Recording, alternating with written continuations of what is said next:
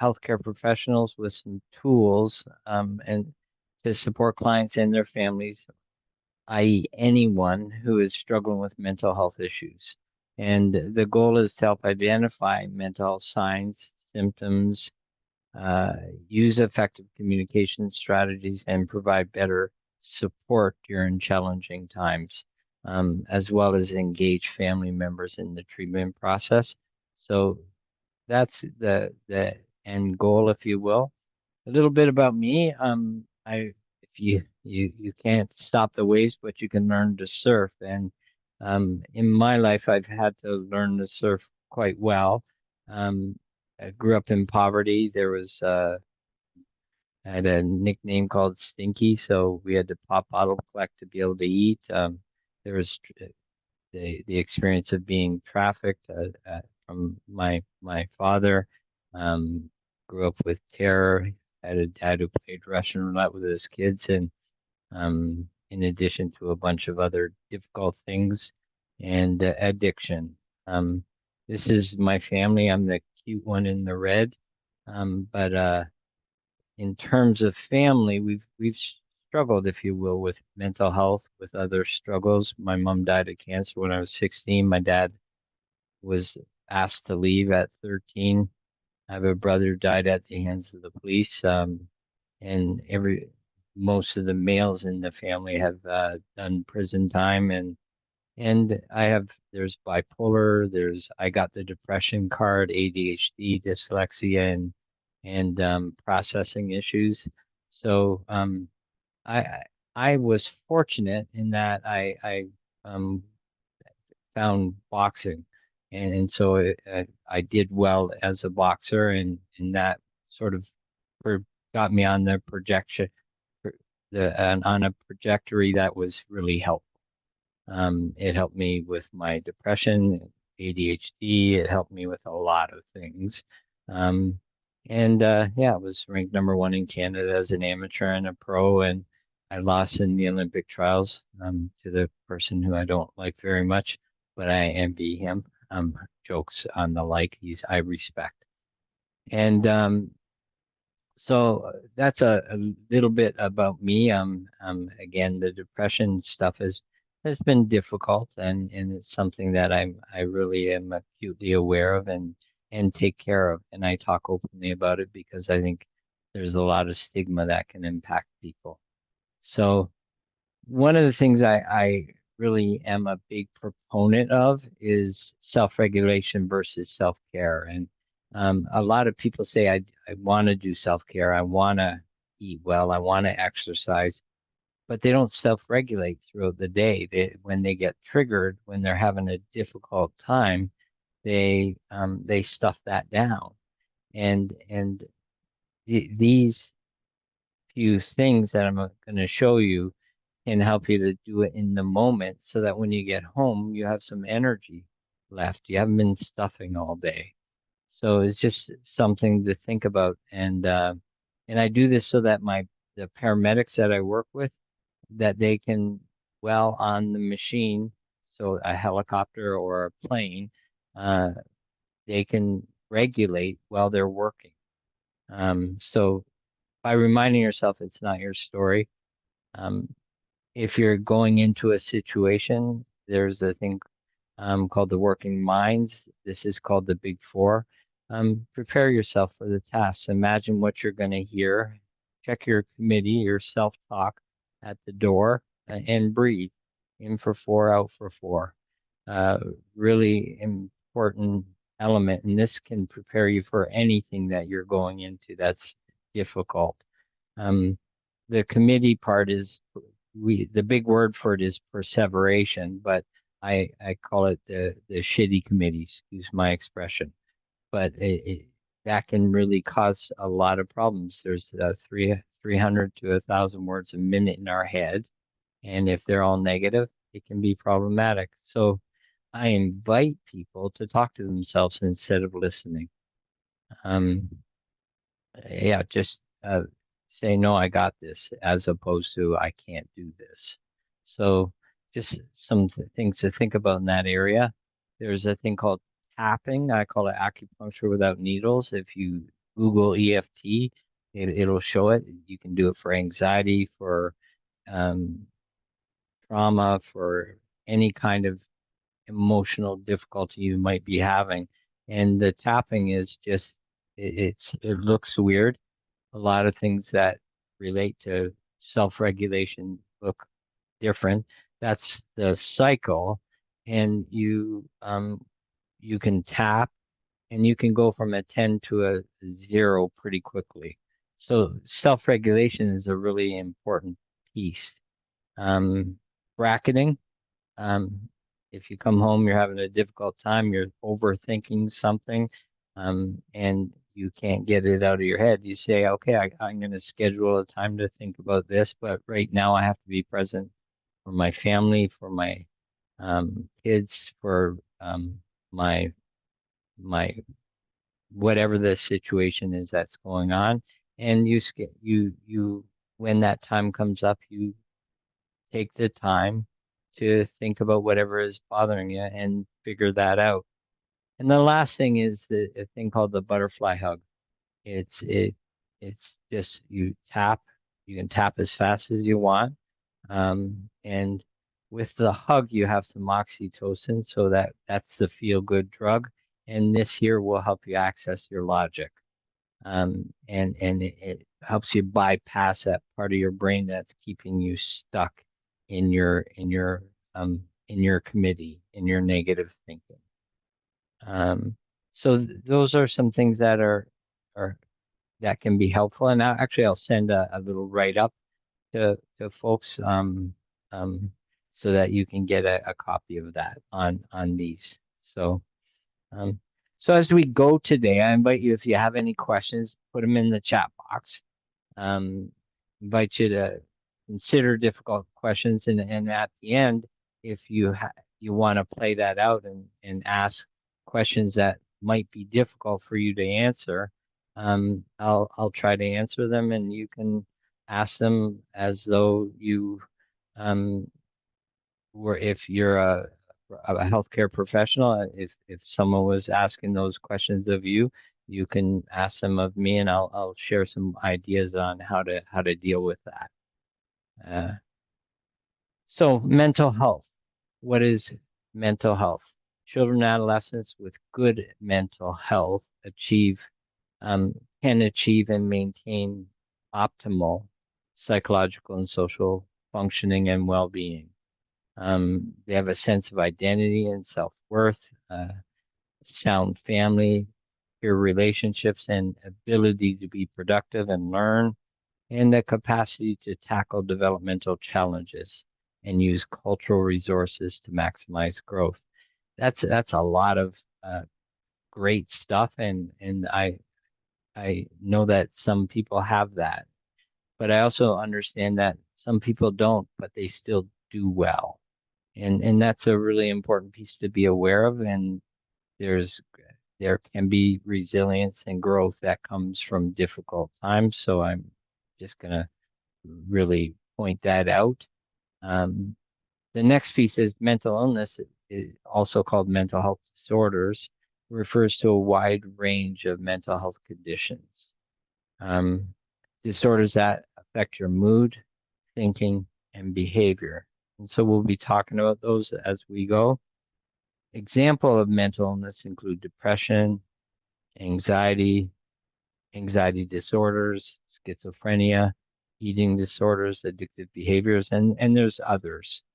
So I think that's a really important element for people to be aware of. Um, Signs and symptoms of mental illness, early indicators, uh, there's a few of them. There's mood changes, um, behavior changes, we have thinking changes, and then there's some other signs.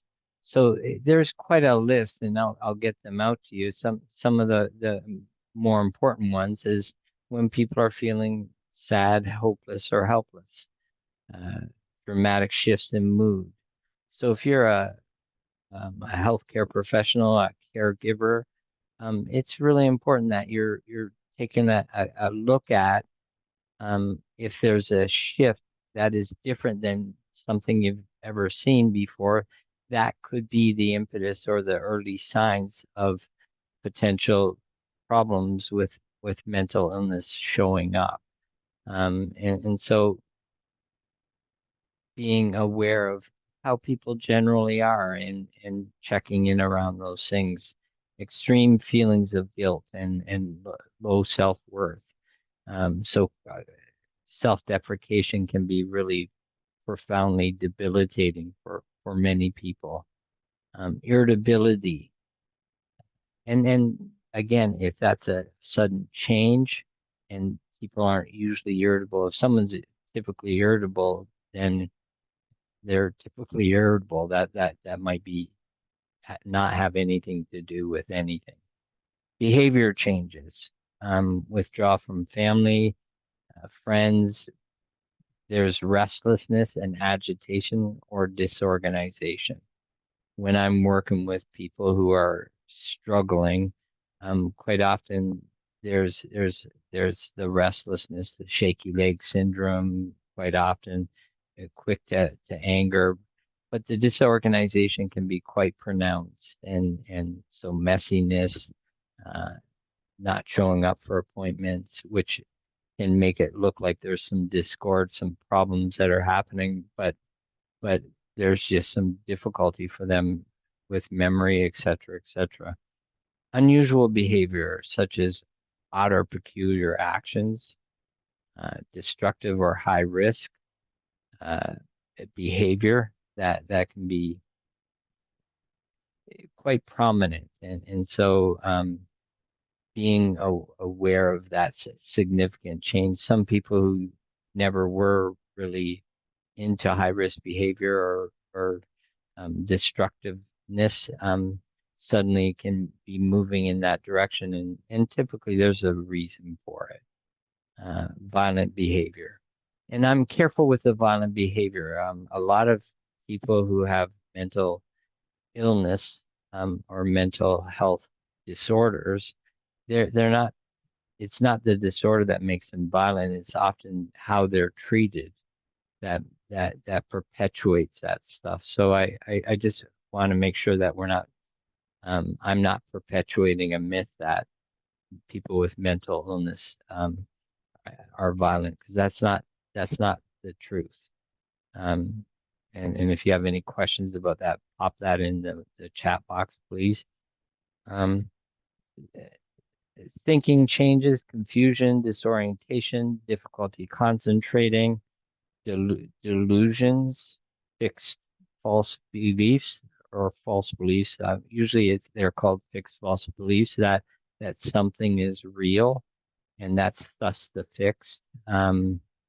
Hallucinations or seeing, hearing, feeling, or tasting uh, something that's not there, and that can be a really scary thing for someone who's never experienced that before. Illogical thinking, or having unusual or exaggerated beliefs. Um, Other signs include changes in sleep or appetite. And the sleep piece is so debilitating for a lot of people. And so that's a really important element. As someone who lives with depression and ADHD, I feel tired, but at the same time, I have all this energy. And so it's kind of a confusing thing and can be a problem with sleep. And so keeping an eye on that is really important for me, to be able to continue to be able to work and um, move through life in a way that's helpful. Changes in personal hygiene or appearance, suicidal thoughts, or self-harm. Problems with alcohol or drugs can be quite prominent. I'm the only one in my family who never struggled with drugs, and I'm the only other person who didn't have any mental health issues was my mom, and she never struggled either. So it can carry. I'm not saying everybody who has a mental illness will struggle with drugs, but sometimes they can find themselves in a space where that's the only thing that helps them feel okay. And so working with people around that is a really key piece. Physical symptoms like headaches, stomach, or backache can be very debilitating and also lead back to some problems with alcohol and drugs as well. Um, so, so those are some symptoms. So if you have somebody who's showing these and they're new, it's really important that as a caregiver, as a healthcare professional, that you're comfortably and confidently are able to name that. And we'll talk a bit about that. How do you check in with someone who might be struggling? What's knowing if you're the best person.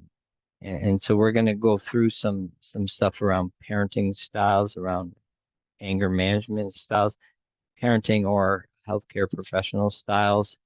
Um, and we'll take a look at that so that if you're not the person who might be, and so that's an important piece. And if you are maybe aren't the person, how do you still do it in a way that's helpful and accepted? There's been lots of times in my career where I may not be the person for the person I'm talking to, but if I have the information and I'm the person who they're working with, um, I'm the person. So there's ways of connecting, and I think that's a really important piece. What are some ways if you do struggle with a relationship, and does their parenting or conflict style make it easier to have the conversation? And so we'll answer that as we go. One way of dealing with that, and maybe we can do that a little bit later during the question answer time, is sharing what are their behaviors. And so if you're going to have a difficult conversation with someone, instead of being spontaneous and angry, think about it. What are their behaviors? Why are you having this conversation with them? Is it they're sleeping too much? They're not going to school anymore. Their anger management is a little bit over the top, and they're snapping all the time, and it's difficult to talk with them. So that's the behavior. The impact it's having is you're anxious to talk to them about it. Um, and every time you have a conversation or say anything, it feels like you're going to get attacked. And what you need is to figure out what's going on and do they need any help? Is there a problem that they're feeling? And asking them some questions instead of telling them what they need to do. And so the outcome would be maybe something along the lines of, it seems like something's going on for you, and would you like me to try to figure out who you could talk to so that we can make sure that everything's is fine and all is good for you. Um, and not saying stuff like that. Let's try to figure out if you have depression or labeling some of the pathologies, because that just really can make someone fearful and also angry.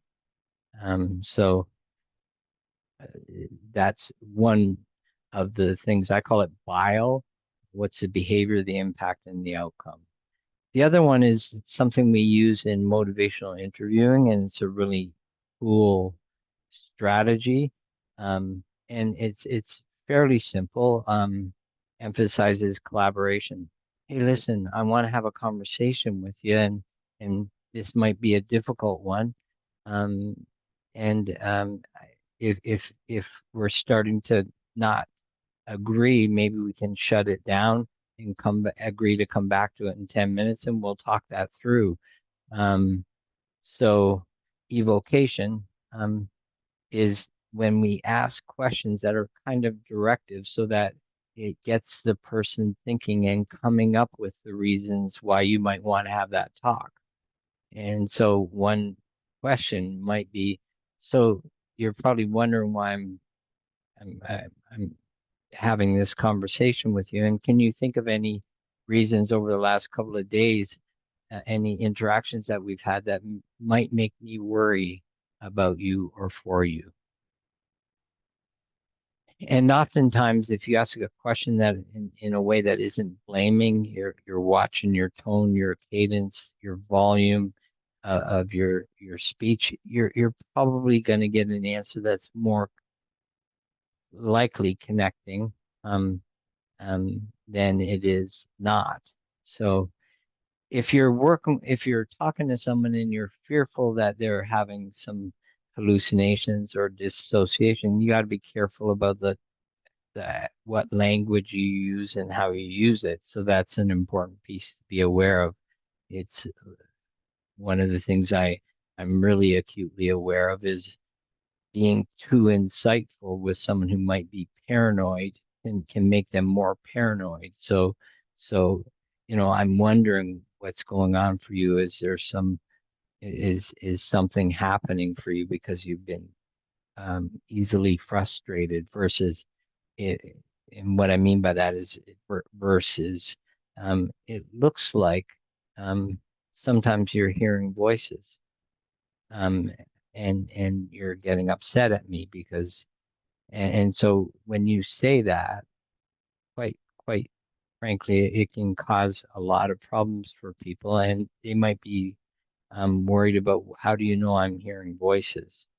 So, and if you can get them to come up with the answers, you're going to be a lot more likely to have them feel more responsible with making change or following through with an appointment, et cetera, et cetera. So um, those are some ideas.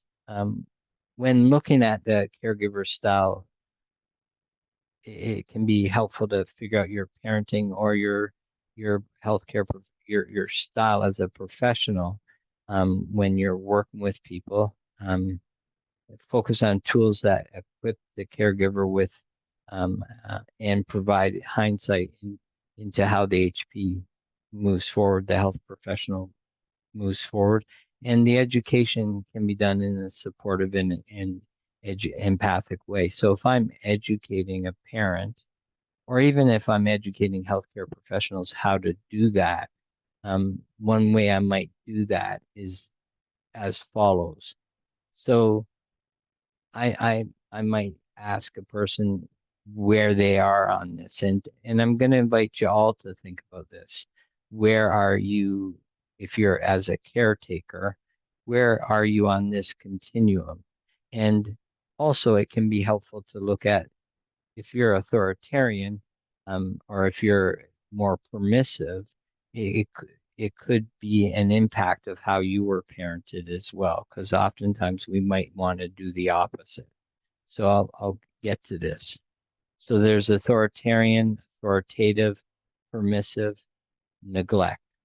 And so when it says low control, low warmth, that means on the continuum, their neglect is quite often there's not a lot of control in the relationship, in the parenting relationship with the person. So there can be difficult times. Permissive is high warmth, um, give, and low control. Because what the young person or the adult learns is I can do whatever I want. I'm still going to get my needs met. And in fact, if I kick, cry, or whine a little bit more, I might get more. And so that's an important piece for us to be aware of. And um, there's a lot of permissiveness in parenting currently as we speak. Authoritative is high control, high warmth, high control, and authoritative is there's conditionals and unconditionals, and those unconditionals are just that. There's rules that are hard and fast, and if you break them, there's a consequence. Um, and some things are a little bit more um, they're not they're more conditional, if you will. You can barter with the parent. You can work through things. And that's an important piece because if you're authoritarian, it's your way or the highway. An authoritarian parent is high control, low warmth. And so what that means is that there's it's my way or the highway. They tell you what to do, when to do it, how to do it. And and I'm making it sound bad, but it's actually not the best, but it's not the worst. This one is least effective, permissiveness, and this one here is need support. And there's a book called Running on Empty that describes what happens to people who live with neglect. So that's an important piece by Jonice Webb. It's a great, difficult book to read, especially if you've suffered from that stuff, because it just names it perfectly how it impacts people. And the name of the title is What Often Happens. People feel empty.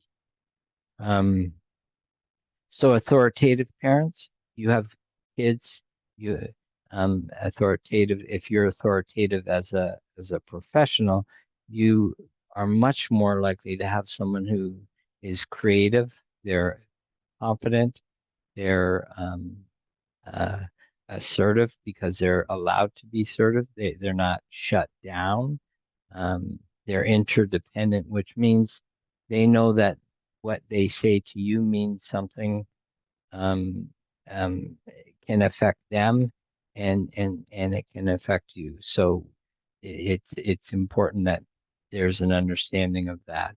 I find sometimes when we just seek to make people independent, what it can do is make them not think about anybody but themselves. And so interdependence is the end goal. It's a good one to have. Um, eh, that's why sometimes in healthcare professionals, it's important that if they create interdependence, then they're not as needed. And that's what we really want is for them, uh, their work to to not for them to not have a job at the end of the work with people, or so they can move on to the next person. Negotiates. They can negotiate because they're allowed to negotiate and they're not going to get in trouble for it, and they can think forward. Authoritarian is not as confident. They're assertive or aggressive. They do what they've been taught. Um, they may follow or lead peers, and so if the healthcare professional or the parent is parenting in this way, it keeps a tight ship.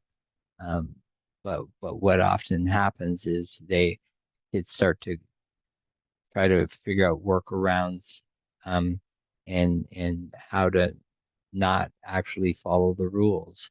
They may follow our lead. Here's their underdeveloped problem solving because they're told what to do, when to do it. They're not taught how to think, and struggle to make decisions. Permissive, it, whether that's healthcare professionals. I was doing a workshop yesterday or the day, anyway, I was doing a workshop recently, and uh, we were talking about diffusing anger, and it's often the permissive staff in a workplace environment, um, who can get staff who are maybe more authoritative. If someone breaks a rule, there's a consequence. If they're working in a group home, that person who um, follows through is authoritative. When the permissive person quite often isn't following through with rules, so the person who is the client quite often is angry with the authoritative person, and because there's no boundaries. So what's important there is that um, uh, people who are being parented, that they understand the importance of someone following through, someone being authoritative, but at the same time, not so strict that they don't have room or space.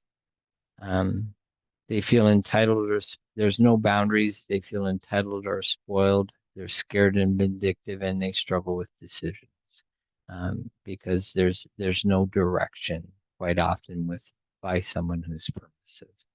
And the last one is there's no confidence. There's aggression, internal or external, and limited positive coping strategies, and they're angry, sad, or withdrawn.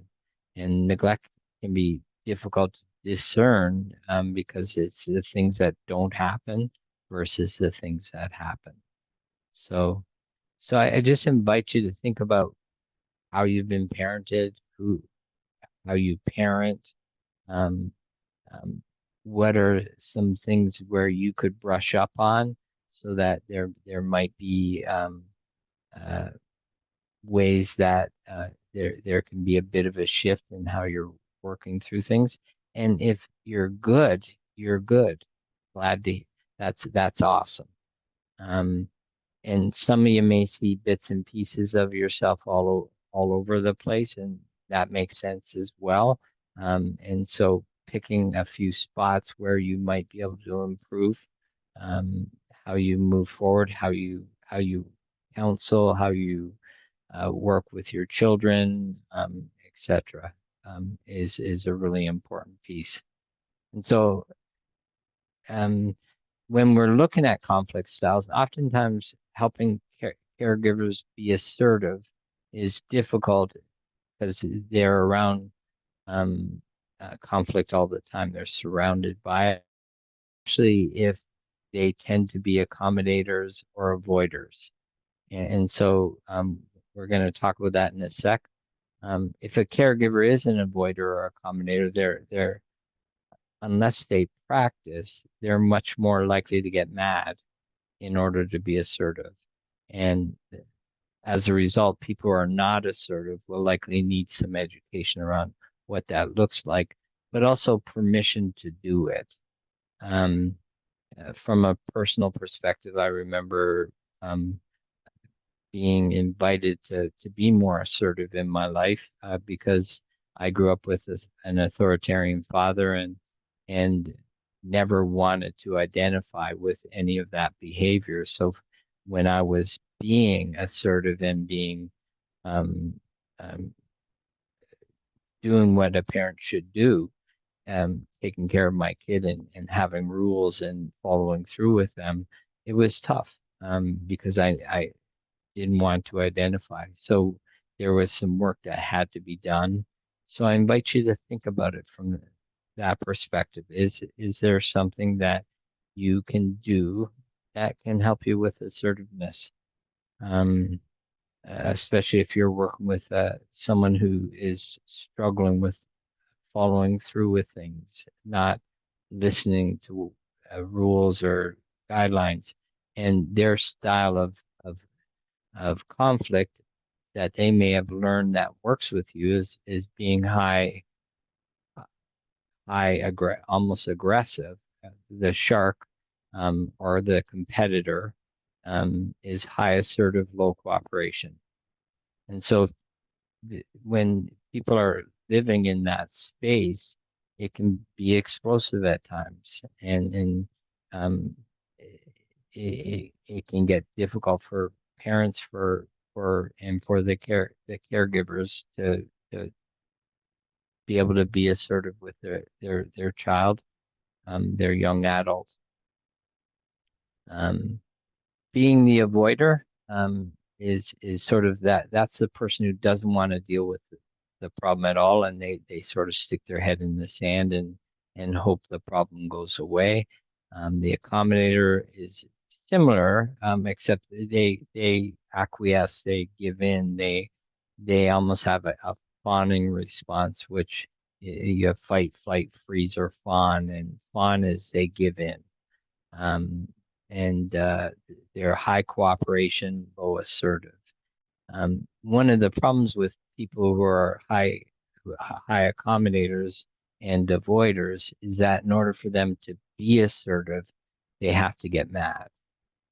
And so it's an interesting piece to be aware of as a parent, because quite often permissive parents, um, they at points get tired and be, be, as they are avoiders quite often, what'll happen to them before too long is they'll all of a sudden be really very mad in the person that they're parenting or taking care of, or if they're the healthcare professional, they'll also get angry, and the person that they're working with, they're like, "What's wrong with you? You let this go all the time. What's the problem?" And so it can cause some stress and some other problems that can come with that. So it's a really important piece for us to be aware of. Um, and then we have our compromiser, or the Fox. These are higher end pieces. Um, Typically, people are either the accommodator, the avoider, or the competitor. That's their preferences. As a kid, I was a high competitor until I started living in my home, and then my fallback was accommodation. Um, as I got older, I was able to be a little bit more assertive and etc. But it's interesting how that can impact people. Um, and a higher level is when we're able to compromise. So that's middle of the road, assertive, middle of the road cooperation. I win, you win. You lose, I lose a little bit. So when I was working with youth gangs, we used the fox. It just that's what the animals were about. My young gang kids, they picked the animals, and they always said, "I'm in a compromise. I want to win the most," so that's why they picked the fox. I love the chameleon. That's our end goal, is to be able to use each of these strategies as a strategy when we're working with people. There are times when we have to be high assertive with the people that we're working with. There's times that we have to maybe shut up and avoid and appropriately shut up, I should say. And there's times where we can accommodate to make sure that things are running smooth. And that's the chameleon. They can use those in a way that is helpful and purposeful. And so that's a quick run through. I invite you to think about where you are in the helping and parenting realm of things. Hopefully, it's close towards the um, actually. I'm just invite you to think about where you are, because that could help you to figure out how you could shift gears a bit if you're having some problems communicating with the person who might be struggling a bit with mental illness or mental health issues. Similarly, how your conflict style is. If it's just high assertive, or if it's avoiding, sometimes people need to be told, they need to be helped along when they're in this struggle. They need somebody with a voice, and so that's a really important element. It's scary as hell when things start to shift in our minds suddenly, um, and it can be very difficult. So, um, and caregivers are healthcare professionals identify as avoiders or accommodators. They often live with the opposite. They never want to be seen. And I've shared this, so I'm going to move through this quick. Um, they remember being assertive is always focus on I'm okay, you're okay. True assertiveness is that's what it's about. It's how do we work together to figure this out. Um, we all need structure and consistency, and all youth need structure, which creates stability. And so, a really key element. When I was 17, 18, there was a drug bust at my house. It was a little rough. The police were doing their jobs. And in fact, used to sponsor me for boxing, but but um, after this drug bust, I was invited to go stay with a person who I now call my mom. She was my bus driver when I was 13, and they gave structure. And for most young people, it's hard to have structure, but we need it. And I fought against it, um, but I loved every minute of it. It was nice to have someone give a crap about me coming home, when I was going to come home, how I was doing, what was happening at school, da da da da da. Structure is such a necessary. Um, Common feelings from parents when a person is struggling with mental health is, and feeling guilty or blaming themselves. When my daughter was diagnosed with attention deficit disorder, and processing, the doctor looked at me and said, "Which one of you? I think it's the husband, but which one of you?" And or he didn't say the husband. I think it's Tom, who has the ADHD, and he was right. So there can be some shame around that, um, and also denial. This isn't happening. Parents can feel fear about their child's future, and some shame about a diagnosis. Who do they talk to about it? There's so much stigma around that. That's why, to me, I think it's really important that we talk about this stuff, and that's why I'm a bit of an open book about it. Denial. Parents may deny a child's diagnosis, so it's it's uh, it's integral that we don't do that. In fact, I've seen a lot of parents um, who, if their kid had ADHD, they wouldn't support them with getting the proper medication. I've seen that with depression, with anxiety. You just got to suck it up. And medication isn't everything. There's other things to try. But if you're just denying it, you can do a lot of damage to a kid in getting going, and working towards recovery. Just an invitation to think about that.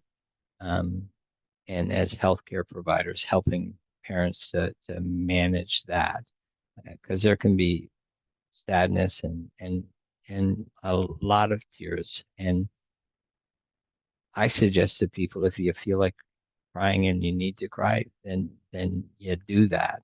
Um, and it's important to get rid of that stuff, as long as the young person isn't being impacted by it.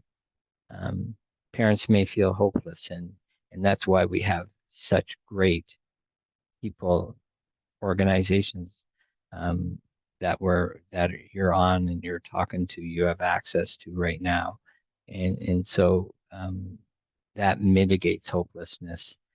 Really using the services and supports that are available to you is such a key piece.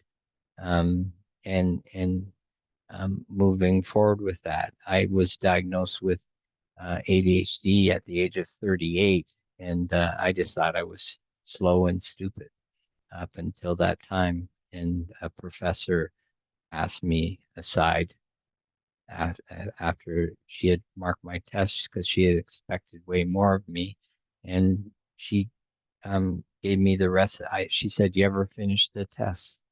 And I asked her if you're supposed to finish tests, jokingly. So really important that that happens. And as kids, all our teachers said to our parents, "Your kids have ADHD," and that wasn't ever listened to. So, um, uh, so there can be, for a young person, you may need to support young people who have had a diagnosis with what that means, and that doesn't mean it's the end of the world. It doesn't mean that their life is ending, and so but for some people, I've walked with people who have just been diagnosed and the fears and listened to what their concerns were and help them to see that there is a future and that there's ways around this. And so really important um, to look at that because if we don't support kids uh, and young adults when this is happening, it can cause a lot of problems in the future. Um, and they can start to over-identify. I've had myself, I used to say, "Oh, that's my ADHD. Oh, that's my depression." And I had a mentor who said to me, "If I hear that one more time, I'm gonna smack you." I'm not asking you to use violence, but um, it was helpful to have that brought up for me. The fact that I was over-identifying. So I just invite us to make sure that we're not allowing that to move forward. And some parents can become also hypervigilant. Some caregivers can become hypervigilant around their kids. They can become high advocates, or they start to identify and say, "Oh, you're not behaving well. Have you taken your medication?" Um, and they might jump really quickly to that. And then you have young people who are saying stuff like, well, that's just my mental health issue. That's my depression. That's um, my bipolar. I'm having a manic phase. I'm like, and so it's really important that we're working with that. Um, he gets that way and it's hard to de-escalate. That's just how they are. So sort of not having expectations can be highly problematic. Um, I can't help it. My depression makes me lazy. I just can't get homework done. And there's truth to that, but there's also a way of motivating people to get moving. So it's an important piece. And if I wish I had a little bit more time. If you have any questions about how do you do that, please drop it in the chat and I'll get it. I'll answer it and get it sent to you. So what might work? Teaching caregivers or staff and clients the importance of following through with expectations. So um, they need consistency. Uh, they they know that the parent or guardian is going to follow through. Anybody who's taking care of them is going to follow through with the consequence. If there's never been a consequence, talking about how things are going to change. So I find sometimes when I do a parenting workshop, parents go home and they've suddenly become this taskmaster person who is cracking the whip, and the kid is like, "Who are you? What just happened?" And so having a conversation about the change and why it's happening is a key piece.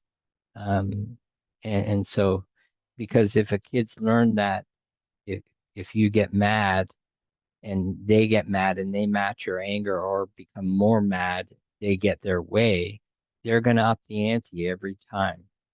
So that's an important piece. Model calmness and assertiveness and keep in check with your anger is a really important piece. If they're having an unwell state, maybe that that time isn't the time to have a difficult conversation with them. It's waiting till they're more likely in a wellness state or they've done some exercise, some medication, whatever the situation is that helps them with their mental health.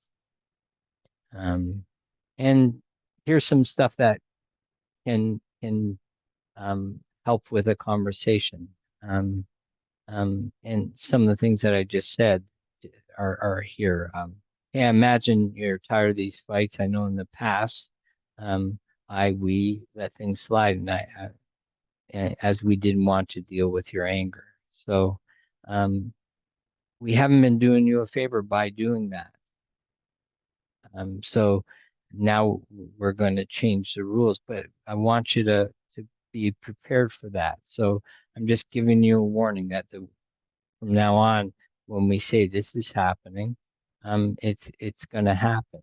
So let's have a discussion about what the consequences should be, and what we should do if you're being violent, if you are angry, if you're not getting out of bed, and you're just saying, "Oh, that's just my problem. I can't get out of bed."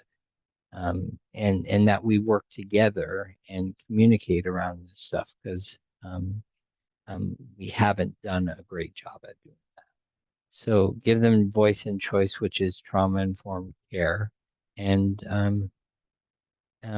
how and ask the questions. What do you think needs to happen when you swear, punch holes in the wall, when you do this or do that, and getting the answer from them. Um, they're much more likely to follow through with whatever the thing is if it comes from them.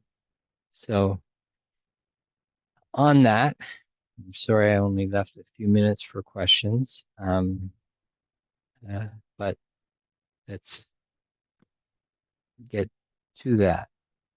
So I will stop the share, hit the chat, organize discussion, how to encourage. So I'll start at the top. So my apologies. Do you address spiritual issues, or do you attempt to separate mental health issues from spiritual issues, meaning connectedness, faith, belief in transcendent, in the transcendent?